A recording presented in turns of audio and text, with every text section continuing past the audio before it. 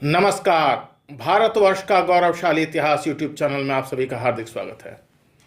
आज की वीडियो हम अजनाब खंड या अजनाब वर्ष के प्रथम सम्राट नाभि के बारे में जानकारी प्राप्त करेंगे। आग्नेन्द्र के पुत्र नाभि के कोई संतान नहीं थी, इसलिए उन्होंने अपनी भार्या मरुदेवी सहित पुत्र की कामना से एकाग्रता पूर्वक भगवान यज्ञ पुरुष का यजन किया। यद्यपि सुंदर अंगों वाले श्री भगवान द्रव्य, देश, काल, मंत्र, ऋत्विज, दक्षिणा और विधि इन साधनों से सहज में नहीं मिलते, तथापि वे भक्तों पर कृपा करते हैं। इसीलिए महाराज नाभि ने श्रद्धापूर्वक विशुद्ध भाव से उनकी आराधना की। तब उनका चित्त अपने भक्त का अभीष्ट करने के लिए उत्सुक हो गया। यद्यपि उनका स्वरूप सर्वथा स्वतंत्र है, तथापि उन्होंने प्रवर्ग कर्म का अनुष्ठान होते समय उसे मन और नयनों को आनंद देने वाले अवयवों से युक्त अति सुंदर हृदयाकर्षक मूर्ति में प्रकट किया।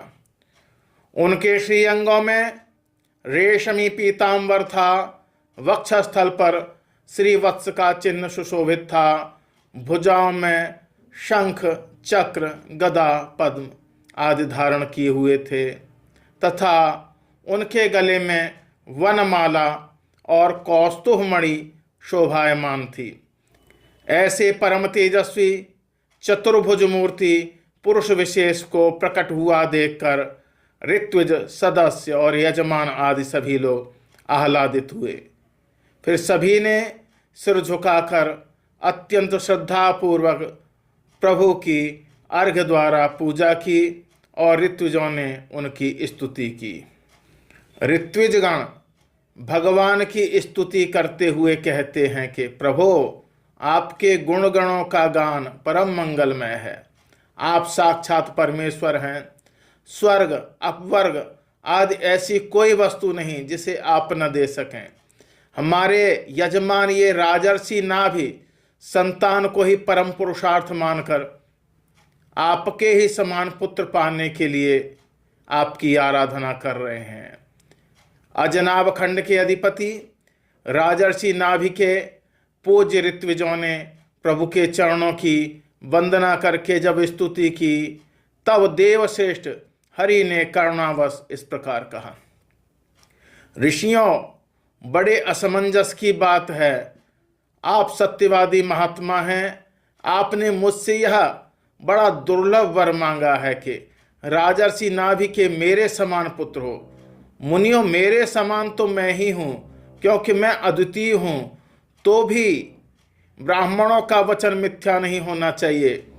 द्विजकुल ही मेरा मुख है, इसलिए मैं स्वयं ही अपने अंश कला के साथ आग्नेन्द्र नंदन नाभि के यहाँ अवतार लूँगा, क्योंकि अपने समान मुझे और कोई दिखाई नहीं देता। महारानी मरुदेवी के सुनते हुए उसके पति से इस प्रकार कहकर भगवान अंतर्धान हो गए। यज्ञ में महर्षियों द्वारा इस प्रकार प्रसन्न किए जाने पर भगवान ने महाराज नाभि का प्रिय करने के लिए उनके रनिवास में महारानी मरुदेवी के गर्भ से दिगंबर सन्यासी और ऊर्ध्वरेता मुनियों का धर्म प्रकट करने के लिए शुद्ध सत्वमय विग्रह से प्रकट हुए। इस प्रकार हमने वीडियो के इस भाग में देखा कि किस प्रकार राजर्षि नाभि ने यज्ञ किया, जिससे यज्ञ भगवान प्रकट हुए और उन्होंने वरदान दिया कि वे उनके पुत्र के रूप में उत्पन्न होंगे और वे आग्नेन्द्र नंदन नाभि के पुत्र के रूप में उत्पन्न हुए। अगली वीडियो हम देखेंगे कि भगवान के इस अवतार का नाम क्या था और उन्होंने क्या क्या किया। मेरे साथ जुड़े रहने के लिए आप सभी का बहुत बहुत हार्दिक धन्यवाद। नमस्कार।